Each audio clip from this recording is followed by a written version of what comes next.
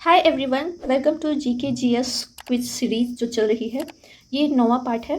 चलिए, first question यहाँ पर दिया हुआ है। भारत के नियंत्रक एवं महालेखा परीक्षक, जिसको कैग बोलते हैं, की नियुक्ति किसके द्वारा की जाती है। यहाँ पर क्वेश्चन का आंसर जो है हम लोग विद डिटेल फैक्ट्स सॉल्व करेंगे।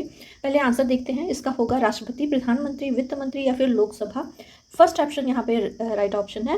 राष्ट्रपति के द्वारा कैग यानी कि भारत के नियंत्रक और महालेखा परीक्षक हैं, उनकी नियुक्ति की जाती है। चलिए, इससे रिलेटेड फैक्ट देखते हैं। भारत के नियंत्रक एवं महालेखा परीक्षक की नियुक्ति प्रधानमंत्री की सिफारिश के बाद राष्ट्रपति के द्वारा की जाती है। अपनी नियुक्ति पर उसे भारत के राष्ट्रपति के समक्ष शपथ या प्रतिज्ञान लेना पड़ता है। आपको बता दें कि मेरा फर्स्ट 200 सब्सक्राइबर पूरा हुआ है। आप सभी लोग इतना प्यार दे रहे हैं, उसके लिए आप सभी का बहुत बहुत धन्यवाद। ऐसे ही आप लोग मेरे वीडियो को शेयर करिए, लाइक करिए, सब्सक्राइब करिए। चलिए, नेक्स्ट क्वेश्चन की तरफ हम लोग बढ़ते हैं। सर माइकल ओ डायर की 13 मार्च 1940 को लंदन में गोली मारकर के हत्या किसके द्वारा कर दी गई थी। मदन लाल ढींगरा, MPT आचार्य या फिर VD सावरकर या उधम सिंह। इन चारों में से जो राइट आंसर होगा, आप लोग तो गेस कर ही लिए होंगे क्योंकि इससे रिलेटेड मूवी भी बन चुकी है। ये थे उधम सिंह। यहाँ पर फोर्थ ऑप्शन सही है। उधम सिंह ने कब मारी थी गोली, तो 13 मार्च 1940 को लंदन के एक कैक्सटन हॉल है, वहाँ पर इनको गोली मार करके हत्या कर दी थी। नेक्स्ट देखते हैं, कौन सही सुमेलित नहीं है। यहाँ पर ODOP के बारे में हो रहा है बात, यानी कि 1 डिस्ट्रिक्ट 1 प्रोडक्ट के बारे में। गौतम बुद्ध नगर रेडीमेड गारमेंट सही है या गलत। कन्नौज पेरूम यानी कि अत्तर यानी कि इत्र, उसका जो देशज शब्द है वो अत्तर है। कानपुर देहात एल्युमिनियम के बर्तन। लखीमपुर खीरी लकड़ी के खिलौने।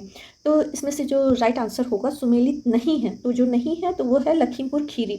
लखीमपुर खीरी का जो ODOP प्रोडक्ट है, यानी कि 1 डिस्ट्रिक्ट 1 प्रोडक्ट, वो है ट्राइबल क्राफ्ट्स, जो कि जनजाति लोगों के द्वारा जो क्राफ्ट्स बनाए जाते हैं हैंडमेड, जैसे कि वो मूंज वाले बर्तन और मतलब इस टाइप के पर्स वगैरह। तो ये सारी चीज़ें, कैप, पर्स, खिलौने, तो वो मूंज से रिलेटेड होते हैं। तो ये लखीमपुर खीरी लकड़ी के खिलौने, ये गलत ऑप्शन है।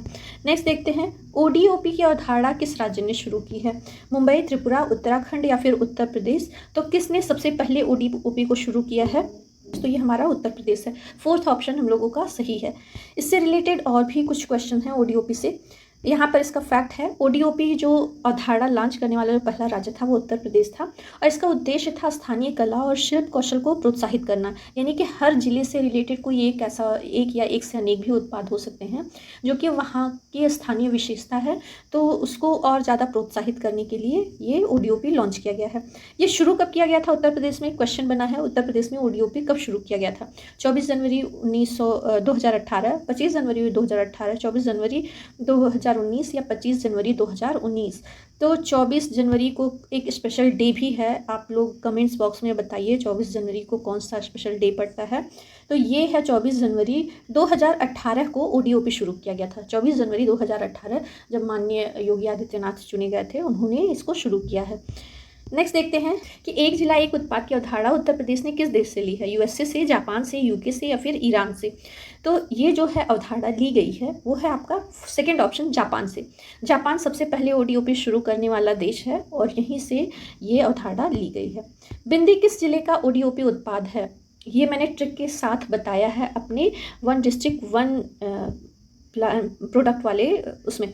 यहाँ ऊपर एरो ये जो बना हुआ है ऊपर आप लोगों को दिख रहा होगा, तो यहाँ पर आई बटन में मैं उस वीडियो का भी लिंक आप लोगों को प्रोवाइड कराऊंगी, आप जा करके देख सकते हैं। पूरा डिटेल में 75 जिले का दिया हुआ है। बिंदी किस जिले का उत्पाद है, तो ये है ब से बिंदी, ब से बलिया। थर्ड ऑप्शन सही, सॉरी यहाँ पर थर्ड ऑप्शन सही होगा।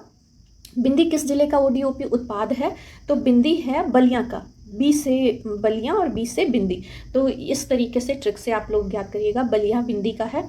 तो थर्ड ऑप्शन हम लोगों का जो है वो राइट आंसर है। नेक्स्ट क्वेश्चन देखते हैं, उत्तर प्रदेश का निम्नलिखित में से कौन सा जिला विशिष्ट और उत्कृष्ट डिजाइन वाले कालीन उत्पादन और निर्यात के लिए विश्व प्रसिद्ध है।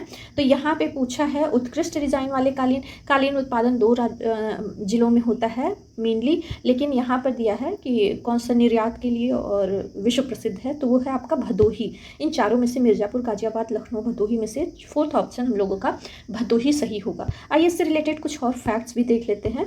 उत्तर प्रदेश का भदोही जिला विशिष्ट उत्कृष्ट डिजाइन वाले कालीनों उत्पादन और निर्यात के लिए विश्व प्रसिद्ध है।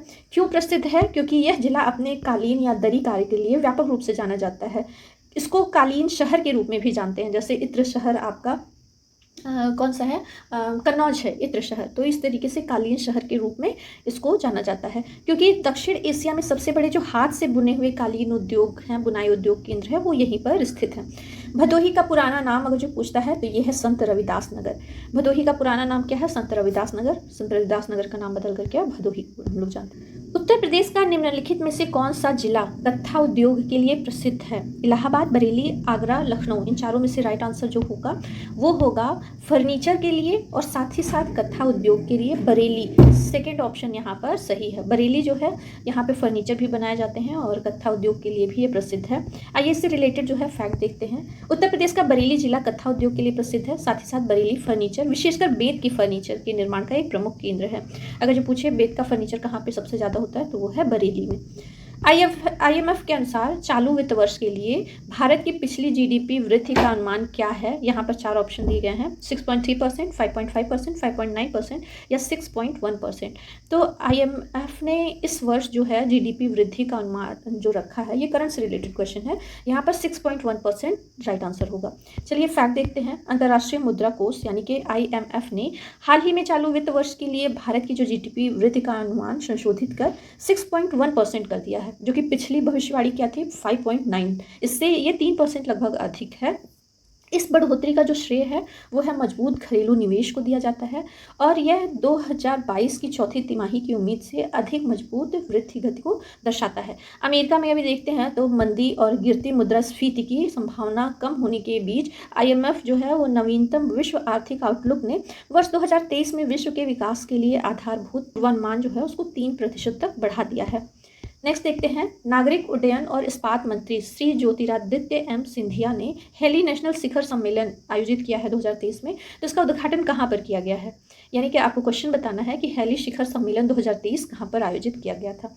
मुंबई महाराष्ट्र में, जयपुर राजस्थान में, खजुराहो मध्य प्रदेश या आगरा उत्तर प्रदेश। चारों में से राइट आंसर कौन सा है?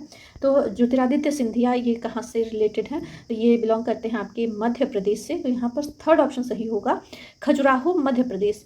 नागरिक उड्डयन और इस्पात मंत्री जो हैं वो आपके सिंधिया जी हैं और इन्होंने हेली शिखर सम्मेलन 2023 आयोजित किया है खजुराहो में। इससे रिलेटेड फैक्ट देखते हैं कि ज्योतिरादित्य सिंधिया ने मध्य प्रदेश के खजुराहो में हेली समिट का उद्घाटन किया है और इस कार्यक्रम के दौरान RCS उड़ान 5.2 और हेली सेवा ऐप भी लॉन्च किया है। तो यहाँ पर 2 महत्वपूर्ण चीज़ें हुई हैं, उड़ान 5.2 और हेली सेवा ऐप को भी लॉन्च किया गया है। नेक्स्ट देखते हैं। नागालैंड से राज्यसभा की अध्यक्षता करने वाली पहली महिला सांसद कौन बनी हैं? तो ये पहली हैं इसलिए मोस्ट इंपॉर्टेंट हो जाता है आप लोगों के एग्जाम के पॉइंट ऑफ व्यू से। तो यहाँ पे है फांगनोन कुन्याक या राइनो M शाइजा, डॉक्टर मेडो योखा या फिर नेफ्यू रियो। इन चारों में से राइट आंसर जो है वो है नागालैंड से राज्यसभा की अध्यक्षता करने वाली जो पहली महिला सांसद हैं वो है फांगनोन कुन्याक। यहाँ पर फर्स्ट ऑप्शन सही होता है हम लोगों का। इससे रिलेटेड और फैक्ट देखते हैं कि S फांगनोन कुन्याक मंगलवार को राज्यसभा की अध्यक्षता करने वाली नागालैंड से पहली महिला सदस्य बनी। भाजपा नेता ने पिछले हफ्ते एक और रिकॉर्ड तोड़ दिया जब उपाध्यक्षों के पैनल में नियुक्त होने वाले राज्यसभा की पहली महिला सदस्य भी बनी थी। नेक्स्ट क्वेश्चन देखते हैं। अब ये साइंस से रिलेटेड, अभी तक करंट से देख रहे थे हम लोग, अब यहाँ पर साइंस से रिलेटेड कुछ क्वेश्चंस को सॉल्व करते हैं। हिस्ट्री, साइंस और आपका ज्योग्राफी, इन सबसे रिलेटेड क्वेश्चन है। तो यहाँ पर साइंस का है, प्रोटीन ऊर्जा कुपोषण के कारण, प्रोटीन और साथ ही साथ ऊर्जा कुपोषण के कारण निम्नलिखित में से कौन सा रोग होता है? मैरास्मस, रिकेट्स, बेरी या फिर पेलाग्रा। इन चारों में से जो राइट आंसर होगा, यहाँ पर प्रोटीन से रिलेटेड पूछा ना, तो इससे रिलेटेड होगा आपका फर्स्ट ऑप्शन, मैरास्मस रोग होता है। नेक्स्ट देखते हैं। ब्रिक्स समूह की स्थापना कब हुई थी? ये ब्रिक्स समूह से रिलेटेड है। तो ये हुई थी 2009 में, 2010 में, 2011 या 2008 में। तो यहाँ पर 2 पॉइंट ज़्यादा इंपॉर्टेंट है, 2009 और 2010। क्यों इंपॉर्टेंट है कि जो पहले 2009 में ब्रिक समूह बना था, यानी कि BRIC ब्रिक, और 2010 में इसमें साउथ अफ्रीका भी इसमें शामिल हुआ था, तो ये पूरा हो गया था ब्रिक्स। तो 2009 में ब्रिक्स की स्थापना हुई थी और 2010 में इसमें साउथ अफ्रीका भी शामिल हुआ था, इससे ब्रिक्स समूह बना था। और ये बना था, इसका उद्देश्य क्या है? तो आपको बता दें कि जो जितने भी ब्रिक्स समूह के देश हैं उनकी अर्थव्यवस्था को मजबूत करने के लिए और साथ ही साथ उनके विकास की दिशा में काम करने के लिए ब्रिक्स की स्थापना की गई थी। इसका मुख्यालय पूछता है कहाँ पर है, तो उसका आंसर होगा चीन के संघाई में ये स्थित है। नेक्स्ट देखते हैं, भारतीय प्रधानमंत्री नरेंद्र मोदी ने हाल ही में कहाँ पर आयोजित हुए ब्रिक्स शिखर सम्मेलन में भाग लेंगे? तो अभी ये आयोजित होने वाला है इसी अगस्त में। जियामेन चीन में, जोहान्सबर्ग दक्षिण अफ्रीका में, बशकोर्तोस्तान रूस में, या फिर ब्राज़ीलिया ब्राज़ील में। इसमें जो राइट आंसर होगा, ये आयोजित होगा, अभी आपको बता दें, दक्षिण अफ्रीका। यहाँ जोहान्सबर्ग दक्षिण अफ्रीका राइट आंसर है, सेकंड ऑप्शन। यहाँ के राष्ट्रपति, उनका क्या नाम है, Cyril Ramaphosa, I think Cyril Ramaphosa नाम है। उन्होंने प्रधानमंत्री नरेंद्र मोदी को आने के लिए वो न्योता दिया हुआ है। तो यहाँ पर सेकंड ऑप्शन हम लोगों का जो है वो राइट आंसर है। नेक्स्ट देखते हैं, अच्छा इससे रिलेटेड जो है फैक्ट भी देख लेते हैं। प्रधानमंत्री नरेंद्र मोदी ने 22 से 24 अगस्त 2023 तक दक्षिण अफ्रीका के जोहान्सबर्ग में ब्रिक्स शिखर सम्मेलन में अपनी उपस्थिति पुष्ट की है। यूक्रेन में चल रहे संकट और ब्रिक्स की सदस्यता बढ़ाने पर, क्योंकि सदस्यता बढ़ाने की भी बात हो रही है, तो इस पर चर्चा के कारण यह शिखर सम्मेलन का महत्व बढ़ जाता है, जो रूस और चीन दोनों के लिए रुचि का विषय है। ब्रिक्स में जो शिखर सम्मेलन होता है, इससे रिलेटेड एक पॉइंट आपको और भी बताते हैं। इसका जो नाम है, फर्स्ट आयोजन होता है बी फॉर ब्राज़ील में, फिर होता है आपका आर फॉर रूस में, इसके बाद होता है आई फॉर इंडिया, इसके बाद सी फॉर चाइना और एस फॉर साउथ अफ्रीका। अब इसके बाद साउथ अफ्रीका के बाद अगर जो क्वेश्चन पूछे कि इसके बाद कौन सा मतलब कौन सा देश आयोजित करेगा, तो ये फिर ब्राज़ील आयोजित करेगा। ब्राज़ील के बाद रूस, रूस के बाद इंडिया, इसके बाद चाइना, फिर साउथ अफ्रीका। इस तरीके से ये आयोजन होते रहते हैं। नेक्स्ट देखते हैं, भारतीय राष्ट्रीय राजमार्ग प्राधिकरण यानी कि NHAI के द्वारा लॉन्च किए गए मोबाइल एप्लीकेशन का नाम क्या है? ये मोबाइल एप्लीकेशन बहुत ही इम्पॉर्टेंट रोल प्ले करेगा, क्योंकि इसके द्वारा हम अपने मतलब कुछ सुझाव भी दे सकते हैं, और साथ ही साथ जितनी शिकायतें होती हैं राष्ट्रीय राजमार्ग से रिलेटेड, तो उसको भी हम लोग रेज कर सकते हैं। यहाँ पर 4 ऑप्शन है, राष्ट्रीय राजमार्ग यात्रा, राजमार्ग, राष्ट्रमार्ग या फिर सुखद यात्रा। इन चारों में से राइट आंसर जो होगा वो होगा फर्स्ट ऑप्शन, राजमार्ग यात्रा। ये आपका लॉन्च किया गया मोबाइल ऐप का नाम है। यह ऐप जो है भारतीय राष्ट्रीय राजमार्गों की जानकारी प्रदान करता है, और साथ ही साथ शिकायत निवारण प्रणाली की भी शुरुआत करता है, कि अगर जो आपको किसी चीज़ का शिकायत है तो वहाँ पर आप अपना दर्ज करा सकते हैं। नेक्स्ट क्वेश्चन दिया है, हिमालयी गिद्ध का सफल प्रजनन कहाँ पर दर्ज किया गया था? यहाँ पर दिया 4 ऑप्शन, मुंबई चिड़ियाघर महाराष्ट्र में, दिल्ली चिड़ियाघर दिल्ली में, या फिर असम चिड़ियाघर जो कि गुवाहाटी में स्थित है वहाँ पर, कोलकाता चिड़ियाघर पश्चिम बंगाल। इन चारों में से राइट आंसर जो होगा वो होगा आपका थर्ड ऑप्शन, असम राज्य चिड़ियाघर जो कि गुवाहाटी में स्थित है। यहाँ पर हिमालयी गिद्ध का सफल बंदी प्रजनन दर्ज करवाया गया है। इससे रिलेटेड थोड़ा और फैक्ट देख लेते हैं, क्योंकि ये मोस्ट इंपॉर्टेंट क्वेश्चन बन जाता है। शोधकर्ताओं ने असम राज्य चिड़ियाघर गुवाहाटी में भारत में हिमालयी गिद्ध, जिसका वैज्ञानिक जो नाम है वो है जिप्स हिमालयसिस, के बंदी प्रजनन का पहला उदाहरण दर्ज किया है। International union for conservation of nature, जिसको हम लोग बोलते हैं IUCN, इसकी खतरे वाली प्रजातियों की लाल सूची में खतरे के करीब मतलब इंडेंजर्ड में वर्गीकृत किया गया है। हिमालयी गिद्ध भारतीय मैदानी इलाकों में एक आम शीतकालीन प्रवासी है और उच्च हिमालय का ये निवासी है। तो ये हिमालयी गिद्ध के बारे में बात हो रही थी, तो इसको कौन किया है? तो गुवाहाटी में हुआ है, असम में। नेक्स्ट देखते हैं, वित्त मंत्रालय द्वारा ऑयल इंडिया और एक और तेल कंपनी है ONGC विदेश को कौन सी नई श्रेणियाँ सौंपी गई हैं? नवरत्न और मिनी का दर्जा दिया गया है, या मिनी रत्न और महारत्न का, या महारत्न और नवरत्न, नवरत्न और महारत्न। तो नवरत्न और महारत्न, इनसे रिलेटेड क्वेश्चंस बहुत ही इंपॉर्टेंट पड़ जाते हैं अगर आप PCS की तैयारी कर रहे हैं, लोअर PCS की तैयारी कर रहे हैं, या UP SSSC से रिलेटेड, तो ये मोस्ट इंपॉर्टेंट है क्योंकि अक्सर पूछता है। यहाँ पर आपको बता दें, इसका जो राइट आंसर होगा थर्ड ऑप्शन सही होगा। पहले ऑयल इंडिया को महारत्न का दर्जा मिला गया है, और जो ONGC है उसको नवरत्न का दर्जा मिला हुआ है। इस पॉइंट को आप लोग याद करिएगा, हो सकता हो अलग अलग भी पूछे कि ऑयल इंडिया को कौन सा दर्जा मिला है, तो महारत्न है। ONGC विदेश को, स्पेशली ONGC विदेश है, तो इसको कौन सा है? तो इसको नवरत्न का दर्जा मिला है। अब इन दर्जे मिलने से इनको फ़ायदा क्या होगा, इसके बारे में देख लेते हैं। वित्त मंत्रालय ने ऑयल इंडिया और ONGC विदेश को क्रम से केंद्रीय सार्वजनिक क्षेत्र के उद्यमों यानी कि CPSC की महारत्न और नवरत्न श्रेणियों में अपग्रेड किया है।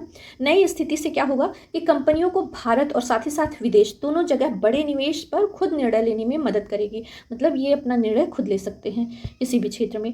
तो ये आपका भारत ऑयल इंडिया महारत्न और ओएनजीसी नवरत्न का दर्जा मिल गया है। नेक्स्ट देखते हैं, यहाँ पर लोक कला और जनजातीय प्रदर्शन कला जिसका नाम है उत्कर्ष, और उन्मेषा जिसका नाम है अंतर्राष्ट्रीय, मतलब जो प्रदर्शित करता है अंतर्राष्ट्रीय साहित्य महोत्सव, इन दोनों का संयुक्त महोत्सव हुआ है। उसका उद्घाटन कहाँ पर किया है? नई दिल्ली में, जयपुर राजस्थान में, कोलकाता में, या फिर मध्य प्रदेश में भोपाल में। इन चारों में से जो राइट आंसर होगा वो है द्रौपदी मुर्मू जी ने जो जनजातीय लोक कला का प्रदर्शन जिसका नाम उत्कर्ष था और उन्मेषा अंतर्राष्ट्रीय साहित्य महोत्सव का उद्घाटन भोपाल मध्य प्रदेश में किया है। फोर्थ ऑप्शन हम लोगों का राइट आंसर होगा। नेक्स्ट देखते हैं, हाल ही में लाइव विश्व रैंकिंग में ग्रैंड मास्टर विश्वनाथ आनंद को हटाकर भारत के शीर्ष रैंक वाले शतरंज खिलाड़ी का खिताब किसने जीता है? तो ये अभी 17 वर्षीय हैं, तो इनका जो राइट आंसर होगा आर प्रज्ञानंद होगा, डी गुकेश, दिव्या देशमुख, आदित्य सामंत। तो सेकेंड ऑप्शन हम लोगों का सही है, डी गुकेश। ये 17 वर्षीय खिलाड़ी हैं और इन्होंने विश्वनाथ आनंद को हटा करके शीर्ष खिताब हासिल किया है। आइए इससे रिलेटेड फैक्ट देखते हैं। 17 वर्षीय शतरंज प्रतिभावान डी गुकेश ने फीफे विश्व कप के दूसरे दौरान में मिस्ट्राडिन इस्कंदरोव को हरा करके यह उपलब्धि हासिल की है। इनको पॉइंट मिला है 2755.9 की लाइव रेटिंग तक ये पहुंचे हैं और क्लासिकल ओपन श्रेणी में 9वें स्थान पर पहुंच गए हैं। इसके विपरीत आनंद की जो रेटिंग रही है वो 2754 रही है, यानी कि इनकी 55 थी और इनकी 54 रही है, जिसके कारण वह 10वें स्थान पर खिसक गए। और 1986 के बाद यह केवल दूसरी बार है जब आनंद को शीर्ष स्थान से हटाया गया है, यानी कि इनको एक बार और हटाया जा चुका है और ये दूसरी बार था। नेक्स्ट देखते हैं, किस क्रिकेट टीम ने एशियन क्रिकेट काउंसिल यानी कि एसीसी जिसको बोलते हैं, एशियन क्रिकेट काउंसिल के men's emerging teams Asia Cup 2023 जीता है? तो ये 2023 कप जीता है भारत ए ने, पाकिस्तान ए ने, बांग्लादेश ए ने या श्रीलंका ए ने। इन चारों में से जो राइट आंसर होगा वो है पाकिस्तान। हमारे पड़ोसी पाकिस्तान ने इस क्रिकेट टीम में जो है men's emerging teams Asia Cup है 2023 उसको जीता है। नेक्स्ट देखते हैं इससे रिलेटेड फैक्ट, पाकिस्तान ये जो है cricket team R Premadasa stadium कहाँ पर, कोलंबो में, श्रीलंका में फाइनल में भारत ए को हरा करके एशियाई क्रिकेट परिषद यानी कि एसीसी पुरुष इमर्जिंग टीम एशिया कप 2023 जीता है। यह टूर्नामेंट पाकिस्तान की दूसरी जीत है और इससे पहले उसने बांग्लादेश में ढाका में बांग्लादेश के खिलाफ 2019 फाइनल में ये कप जीता था, यानी कि 19 में भी जीता और 2023 में भी पाकिस्तान ही जीता है। ये हम लोगों का लास्ट क्वेश्चन है, 21 क्वेश्चन नंबर है। किस अधिनियम के कारण नागालैंड को गांठदार त्वचा रोग, गांठदार त्वचा रोग क्या होता है? यहाँ पर पिक्चर में आप लोग देख रहे होंगे, ये पशुओं के ऊपर ऐसे गांठें बन जाती हैं और इन गांठों के कारण इसको गांठदार त्वचा रोग यानी कि लंपी रोग, अभी लंपी रोग और भी फैला था उत्तराखंड और उत्तर प्रदेश में भी। तो यहाँ पर जो गांठदार त्वचा रोग यानी कि लंपी रोग जिससे पशु प्रभावित होते हैं, इसकी आधिकारिक घोषणा की गई है। यहाँ पर 4 अधिनियम दिए गए हैं, चारों अधिनियम में से बताएं किस अधिनियम के तहत। तो पशु कल्याण अधिनियम 1992, वन्य जीव संरक्षण अधिनियम 1972, या पशुओं में संक्रामक और संक्रामक रोगों की रोकथाम और नियंत्रण अधिनियम 2009, या लुप्तप्राय प्रजाति अधिनियम 1973। तो फोर्थ ऑप्शन तो यहाँ पर होगा नहीं, साथ ही साथ फर्स्ट और सेकेंड भी नहीं है। यहाँ पर थर्ड आंसर सही है, पशुओं में संक्रामक और संक्रामक रोग की रोकथाम और नियंत्रण अधिनियम जो 2009 है उसी के तहत लंपी रोग को नागालैंड में आधिकारिक रूप में ये संक्रामक रोग घोषित कर दिया गया है। आइए इससे रिलेटेड फैक्ट देखते हैं, थोड़ा इसको डिटेल में पढ़ेंगे क्योंकि ये ना केवल नागालैंड बल्कि और भी राज्यों में महामारी घोषित हुआ था। नागालैंड को आधिकारिक तौर पर गांठदार त्वचा रोग यानी कि लंपी रोग के सकारात्मक राज्य घोषित कर दिया गया है। यह जानवरों में संक्रामक और संक्रामक रोगों की रोकथाम और नियंत्रण अधिनियम 2009 के तहत 4 जिलों में गांठदार त्वचा रोग पता चलने की बात की गई है। 4 जिलों में ये व्यापक रूप से फैला था। यह किस वायरस के कारण होता है? तो यह बीमारी जो होती है वो होती है आपकी कैप्री पॉक्स वायरस के कारण। ये जैसे चिकन पॉक्स होता है, गांठें बन जाते हैं, मतलब उसमें पानी भरी गांठें बनती हैं, तो उसी तरीके से ये जानवरों में होता है कैप्री पॉक्स वायरस के कारण, जिसे नीथलिंग वायरस के रूप में भी जाना जाता है। अगर पूछे तो चिकन मतलब लंपी बीमारी किस वायरस के कारण होती है, तो ये कैप्री पॉक्स या फिर नीथलिंग वायरस के द्वारा होती है। एक अध्ययन के अनुसार अगर जो हम बात करें तो गांठदार त्वचा रोग एक पॉक्स वायरल रोग है जिससे मवेशियों में महत्वपूर्ण रुग्णता होती है, यानी कि वो बहुत ही कमज़ोर हो जाते हैं। यद्यपि मृत्यु दर आमतौर पर कम होती है आर्थिक नुकसान की स्थिति में क्या होता है, दूध उत्पादन में कमी होती है, गर्भपात होता है, बांझपन आ जाता है जानवरों में और क्षतिग्रस्त खाल इनके हो जाते हैं। इससे रिलेटेड कुछ और, विश्व पशु स्वास्थ्य संगठन की स्थापना कब हुई थी, तो ये हुई थी 1924 में। इस संगठन के संस्थापक कौन थे, तो इमैनुएल लेक्लेंचे थे। विश्व पशु स्वास्थ्य संगठन का मुख्यालय कहाँ पर है, तो ये है पेरिस में।